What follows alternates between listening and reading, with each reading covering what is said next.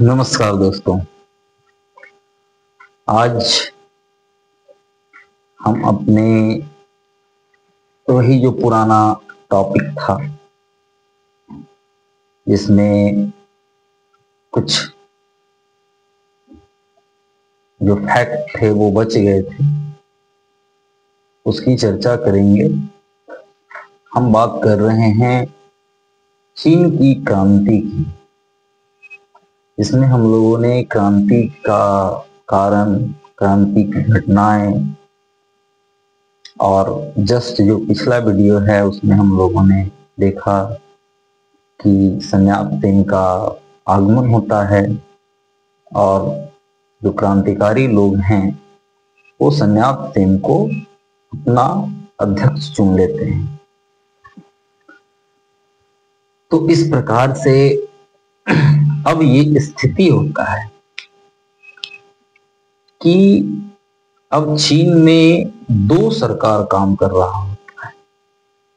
एक पेकिंग में मंचू राजवंश के सपोर्ट वाला शासन, जो कि युआन शिहकाई के नेतृत्व में सरकार का गठन करता है, जिसको हम एक तरीके से कह सकते हैं कि ये एक फ्रांस की क्रांति से प्रेरित होकर लिया गया ये आइडियोलॉजी था, जिसमें ऑटोक्रेटिक मोनार्की के स्थान पर, मतलब निरंकुश राजतंत्र के स्थान पर संवैधानिक गणतंत्र या संवैधानिक राजतंत्र के जो पक्ष वाले लोग थे उनका शासन था। तो दूसरी तरफ नॉनकिंग में क्रांतिकारी लोगों का शासन था। तो अब ये स्थिति होता है कि चीन में दो सरकार काम कर रहा होता है, एक पेकिंग में और दूसरा नॉनकिंग। अब चूंकि जो पेकिंग में जो सरकार है उसके अध्यक्ष युआन शिहकाई होते हैं और नॉनकिंग में जो क्रांतिकारी सरकार है उसके अध्यक्ष डॉक्टर सन्याप सेन होते हैं। अब जैसे ही युआन शिहकाई को ये पता चलता है कि डॉक्टर सन्याप सेन को क्रांतिकारियों ने अपना अध्यक्ष नियुक्त कर लिया है, तो जो दोनों के बीच जो बातचीत चल रहा था सुलह का, वो बातचीत में एक ठहराव की स्थिति आ जाती है, क्योंकि युआन शिहकाई पहले से ही पूरा मूड बनाए हुए होता है कि इस देश का जो प्रधानमंत्री कहिए या अध्यक्ष कहिए या सर्वे सर्वा कहिए, तो वो तो हम ही को बनना है और इसके लिए कुछ भी करना पड़े हम उसको करेंगे। तो इस तरीके से जो बातचीत रुक जाता है और साथ ही युआन शिहकाई ये प्रयास भी करने लगता है कि किस प्रकार से जो क्रांतिकारी सरकार है उसका दमन कर दिया जाए, उनके आंदोलन को कुचल दिया जाए। लेकिन स्थिति इस समय तक युआन शिहकाई के पक्ष में नहीं था, क्योंकि अब युआन शिहकाई के पास उतना पावर नहीं था, उतना पोटेंशियल नहीं था, उतना रिसोर्सेज नहीं थे कि वो क्रांतिकारी सरकार का दमन कर सके। तो दूसरी तरफ जो सन्याप सेन हैं, जिनके बारे में हम एक और वीडियो लाएंगे और उनके बारे में हम लोग विस्तृत रूप से उस वीडियो में चर्चा करेंगे। क्योंकि सन्याप सेन को एक तरीके से आप चीन के महात्मा गांधी के रूप में भी जान सकते हैं, और हम तो कहेंगे कि चीन में जो डॉक्टर सन्यात सेन का योगदान है वो भारत में महात्मा गांधी के योगदान से भी कहीं बढ़कर है, क्योंकि डॉक्टर सन्यात सेन ने अपने देशवासियों के भलाई के लिए अपना अध्यक्ष पद ठुकरा दिया। अब जो सन्यात सेन थे उनको लग रहा था कि इस तरीके से देश में फिर गृह युद्ध होगा, फिर मारकाट मचेगा, युवान सिकाई तो मानने वाला है नहीं। वो क्रांतिकारी सरकार का जो डिमांड है या हमको एज अ प्रधानमंत्री के रूप में या देश का सर्वे सर्वा के रूप में वो स्वीकार नहीं करेगा, क्योंकि वो तो शासन का लोभी व्यक्ति है, मतलब पद का जो है वो लोभी व्यक्ति है। ये लोग ये भी जानते थे कि युवान सिकाई भी प्रतिक्रियावादी ही है, जिस तरीके से मंचू राजवंश प्रतिक्रियावादी था, युवान सिकाई भी प्रतिक्रियावादी ही था, क्योंकि वो भी एक तरीके से मंचू राजवंश का सहयोगी ही था। लेकिन यहाँ तो जो आंदोलन हो रहा था उसमें जो ये डिमांड था कि मंचू राजवंश का अंत होना चाहिए, तो एक तरीके से कह सकते हैं कि मंचू राजवंश ने अपने वफादार युवान सिकाई को एक मुखौटा बना दिया। तो अब बात ये होती है कि चूंकि ये जो दोनों सरकारें हैं, दोनों के पास धन बल का कमी होता है, दोनों इस बात को समझते हैं। इसके साथ साथ इस समय जो विदेशी लोग थे उनके हस्तक्षेप का भी बहुत ज्यादा भय होता है। जैसा कि हमने आपको बताया कि बहुत सारे जो यूरोपियन कंट्री थे, जैसे फ्रांस है, इंग्लैंड है, रसिया है, जापान है, अमेरिका है, ये सारे लोग चीन में अपना डेरा जमाए हुए थे। तो इन लोगों को ऐसा डर था कि अगर हम दोनों के बीच, मतलब जो एक क्रांतिकारी सरकार है और एक जो गणतंत्रीय सरकार है, इसके बीच अगर किसी प्रकार का टकराव होता है और देश में अराजकता का माहौल हो जाता है, गृह युद्ध का स्थिति हो जाता है, तो इस समय इसका फायदा विदेशी लोग उठा सकते हैं। इसका आभास दोनों लोगों को होता है, इसलिए ये दोनों लोग मिलकर एक समझौता कर लेते हैं और ये समझौता जो है वो 12 फरवरी 1912 ईस्वी को इन दोनों के बीच में एक समझौता हो जाता है। इस समझौता के अकॉर्डिंग जो क्रांतिकारी लोग हैं उनका ये मांग होता है कि मंचू राजवंश का पूर्णतः अंत होना चाहिए। मंचू राजवंश अब इतना भ्रष्ट हो चुका है कि उसमें पुनर्जीवन का कोई कल्पना नहीं किया जा सकता है या पुनर्जीवन का कोई आशा नहीं किया जा सकता है।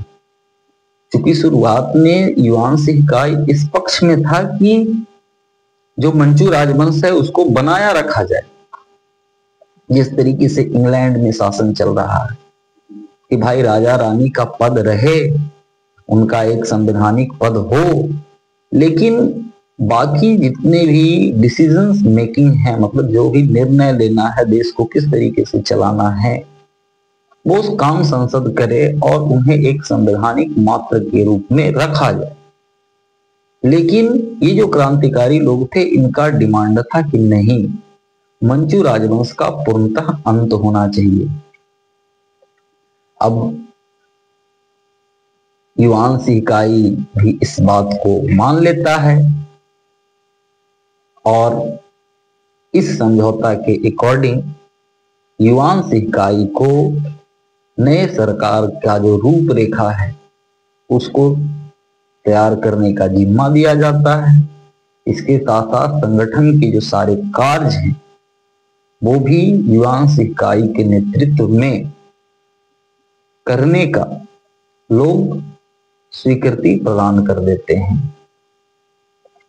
डॉक्टर सन्याल सेन अपना राष्ट्रपति पद जो है उसका वो परित्याग कर देते हैं और नॉनकिंग में जुटे हुए जो भी क्रांतिकारी लोग थे वो युवान शिकाई का जो नाम है राष्ट्रपति पद के लिए उसको स्वीकृति दे देते हैं। तो इस प्रकार से करीब 300 साल से चीन में चला आ रहा मंचू राजवंश का अंत हो जाता है और चीन में गणतंत्रीय व्यवस्था की स्थापना होती है।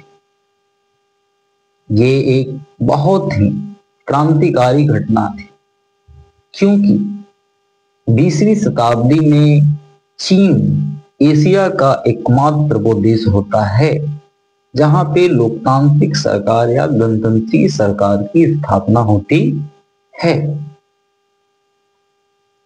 तो एक तरीके से हम कह सकते हैं कि ये जो घटनाएं थी उसने पूरे एशिया को एक लेसन देने का काम किया। यहाँ जो चीन के क्रांतिकारी थे उन्होंने फ्रांस की क्रांतिकारियों का अनुसरण करते हुए राजतंत्र का अंत और लोकतंत्र की स्थापना का जो उनका प्रयास था उसमें वो सफल हुए। अब चूंकि जो कुछ भी आंदोलन होता है तो उस आंदोलन का कुछ न कुछ रिजल्ट होता है। अब अगर हम इस आंदोलन के रिजल्ट की बात करें तो एक तरीके से जो बहुत सारे इतिहासकार हैं उनका मानना है कि ये बात ठीक है कि चीन में क्रांतिकारी परिवर्तन आया, चीन में राजतंत्र का अंत करके लोकतंत्र की स्थापना की गई, लेकिन इस क्रांति ने सिर्फ राजनीतिक बदलाव को ही आगे बढ़ाने का काम किया। जनता का और भी जितने समस्याएं थी उसके ऊपर कोई ध्यान नहीं दिया गया, या कह सकते हैं कि इस क्रांति से आम जनमानस को कोई बहुत ज्यादा लाभ नहीं हुआ, उनके जीवन स्तर में कोई बहुत बड़ा परिवर्तन नहीं आया। इस प्रकार चीन की क्रांति एक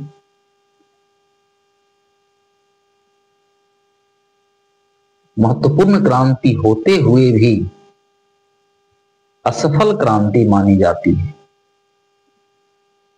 अब इसकी जो असफलता के जो कुछ कारण हैं उन कारणों को हम देखेंगे। इसमें पहला कारण खुद युवान शिकाई है। क्योंकि युवान शिकाई खुद एक प्रतिक्रियावादी शासक था। डॉक्टर सन्याल सेन जिस समय ये बात कर रहे थे, समझौता कर रहे थे, तो डॉक्टर सन्याल सेन और उनके बहुत सारे जो क्रांतिकारी साथी थे वो इस बात को मानते थे, जानते थे कि युवान शिकाई खुद एक प्रतिक्रियावादी शासक है और इसका लोकतंत्र में कोई विश्वास नहीं है।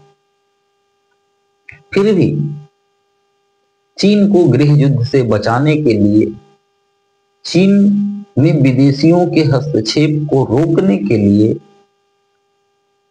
इन्होंने युवान शिकाई को राष्ट्रपति बनाने का निर्णय लिया।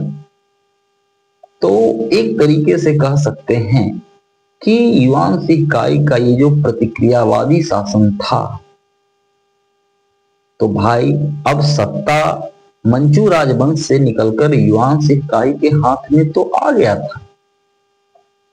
लेकिन वो जनता का कोई चुना हुआ प्रतिनिधि नहीं था और उसमें जनता की भलाई के लिए या जनता के जरूरतों को समझने के लिए या जनता के मूल्यों को पहचानने के लिए उसके पास कोई विजन नहीं था। तो इस प्रकार युआन शिकाई खुद इस असफलता, चीन की इस क्रांति की सफलता का एक मेन कारण था। दूसरी अगर कारणों की बात करें तो था राष्ट्रीयता की भावना का अभाव। क्योंकि उस समय चीन जो था वहां राष्ट्रीयता की भावना का अभाव था। जैसा कि आप जब 1857 की क्रांति के बारे में पढ़ते हैं तो उसकी असफलता के पीछे भी यही एक कारण है, राष्ट्रीयता की भावना का अभाव। मतलब जो लोग थे वो अपने आप को एक राष्ट्र के रूप में नहीं देखते थे, बल्कि वो किसी एक क्षेत्र विशेष के प्रति अपना लगाव या जुड़ाव रखते थे।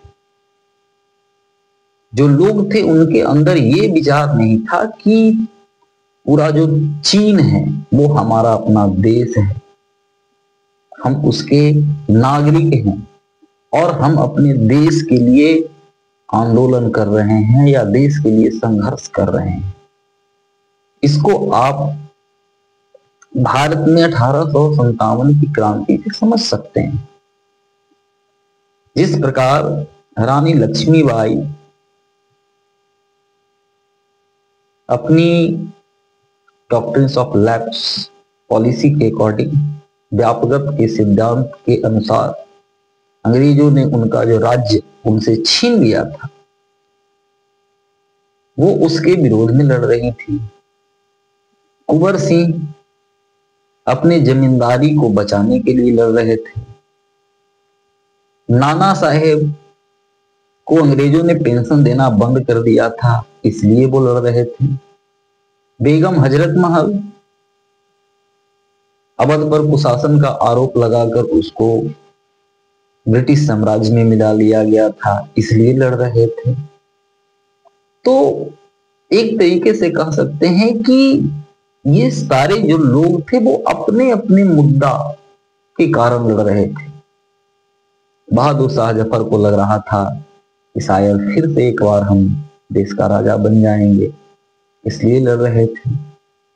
जो सैनिक लोग थे उनकी धार्मिक भावनाओं को ठेस पहुंचा था, इसलिए वो लड़ रहे थे।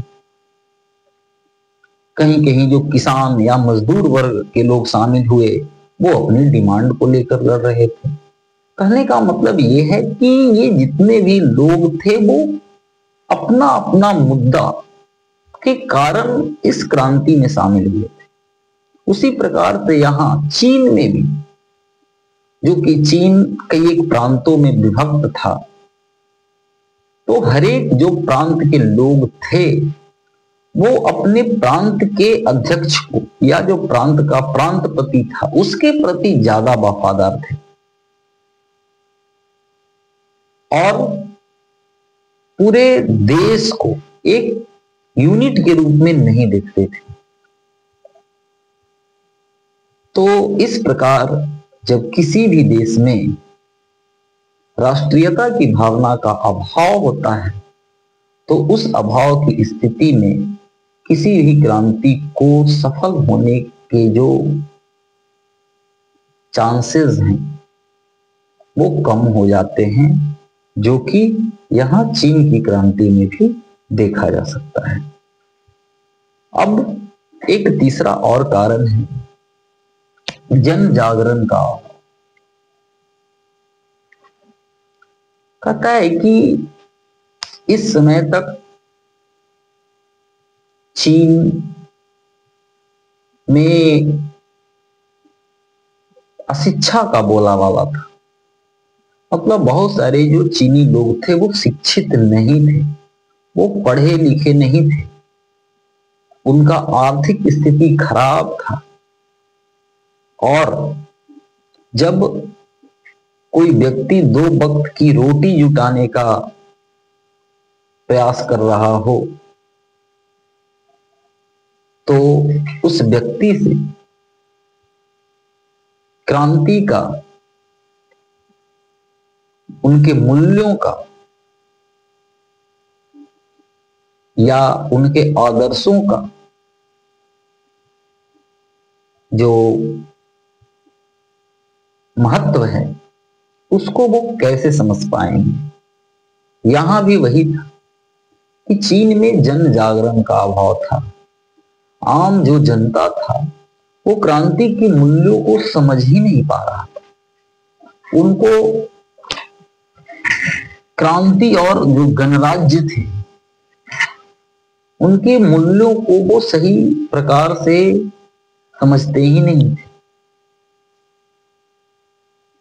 कि ये क्रांति क्या है, ये क्रांति कैसे आएगा, इस क्रांति के क्या फायदे हैं, इस क्रांति से हमारे जीवन स्तर में किस प्रकार का बदलाव आएगा, हमारा जो देश है वो एक गणराज्य बनेगा, उस गणराज्य को बनने का क्या फायदा होगा। इन सारे मूल्यों से चीन के जो लोग थे वो अनभिज्ञ थे, क्योंकि इनमें बहुत ज्यादा अशिक्षा था।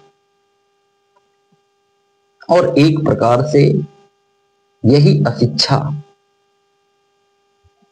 इस क्रांति की असफलता का एक कारण बनता है, जिसे हम जन जागरण के अभाव के रूप में जानते हैं। फिर एक और जो रीजन था लास्ट, आर्थिक दुर्दशा। जैसा कि हम सबने पढ़ा है पिछले वीडियो में कि इस समय तक चीन में एक बंदर बांट की नीति चल रही थी। जो विदेशी लोग थे वो चीन का जो रिसोर्सेज हैं, चीन का जो संसाधन है उसका दोहन कर रहे थे, उनका शोषण कर रहे थे। चीन में विदेशी वस्तुओं को लाकर बेचा जा रहा था, उससे भी फायदा कमाया जा रहा था।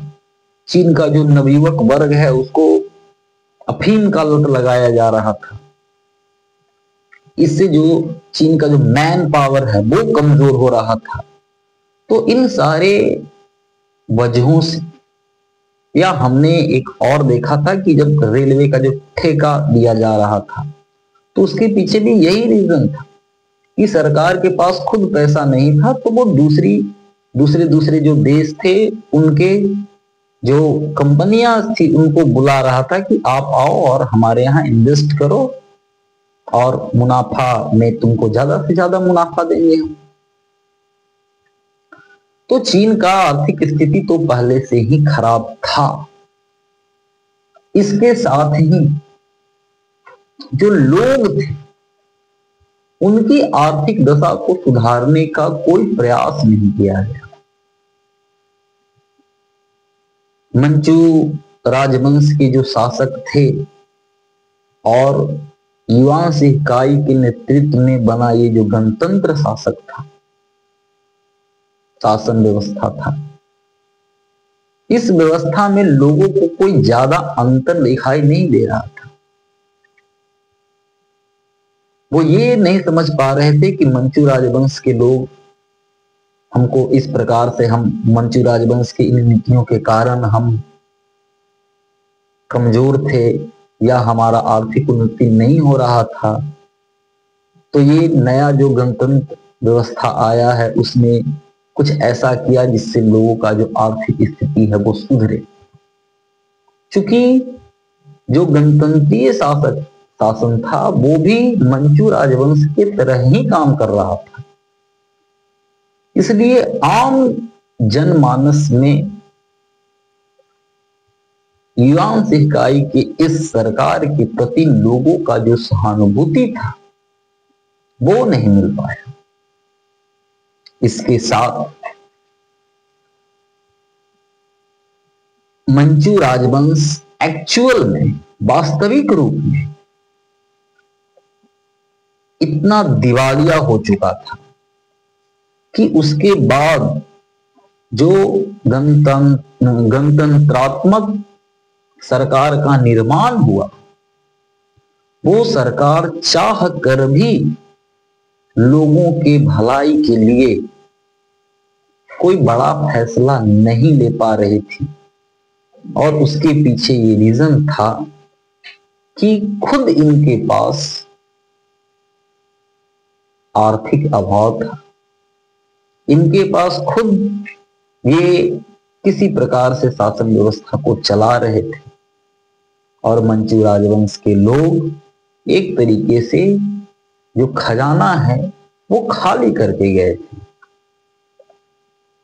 जैसा कि आप और भी दूसरी जगह की क्रांति में देख सकते हैं, फ्रांस की क्रांति में भी आप वही देखते हैं। कोई लुई 14वां पूरा जो खजाना है उसको लुटा के गया था, इसलिए लुई 16वां जब शासक बना तो लोगों पर टैक्स बढ़ाने का निर्णय लिया और विद्रोह हो गया। तो यहां भी वही स्थिति था कि मंचू राजवंश के शासकों की नीतियों के कारण जो राज खजाना था वो खाली हो गया था।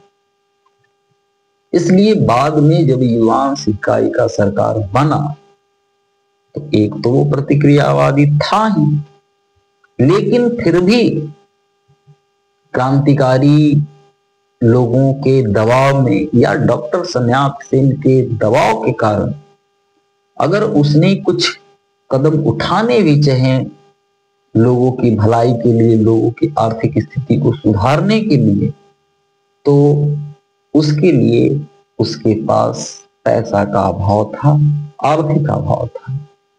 तो इससे लोगों के अंदर गणतंत्र के प्रति, मतलब ये जो नया गणतंत्र बना था उसके प्रति लोगों का विश्वास धीरे धीरे खत्म होने लगता है। और इसके बाद फिर हम देखेंगे कि किस प्रकार से डॉक्टर सन यात सेन के नेतृत्व में कुओमितांग पार्टी का निर्माण होता है और वो पार्टी आगे चलकर चीन में शासन व्यवस्था की बागडोर को अपनी हाथों में लेता है। खैर, इसके बाद हम एक अलग से वीडियो लाएंगे खास करके डॉक्टर सन यात सेन के बारे में, जिसमें सन यात सेन का पूरा जीवनी, उनका चीन की क्रांति में योगदान और आगे उनका जो पार्टी है कुओमितांग, उनके क्या उद्देश्य थे, उनका साम्यवाद के प्रति किस प्रकार का झुकाव था, इन सारी चीजों को हम उस अलग वीडियो में पढ़ेंगे। अभी जो है हम लोगों ने चीन की क्रांति के जो असफलता के कारण थे उसको हम लोगों ने यहाँ देखा, और ये आशा करते हैं हम कि आपको ये टॉपिक अच्छे से समझ में आया होगा और इतिहास को एंजॉय करने के लिए आप हमारे साथ जुड़े रहें। ज्यादा से ज्यादा वैसे बच्चों के साथ आप इस वीडियो को शेयर करें जिनका इतिहास में रुचि है, जो टीजीटी, पीजीटी, यूजीसी नेट या असिस्टेंट प्रोफेसर इतिहास विषय की तैयारी कर रहे हैं। बाकी आपको अपना मूल्यवान समय देने के लिए बहुत बहुत धन्यवाद। नमस्कार।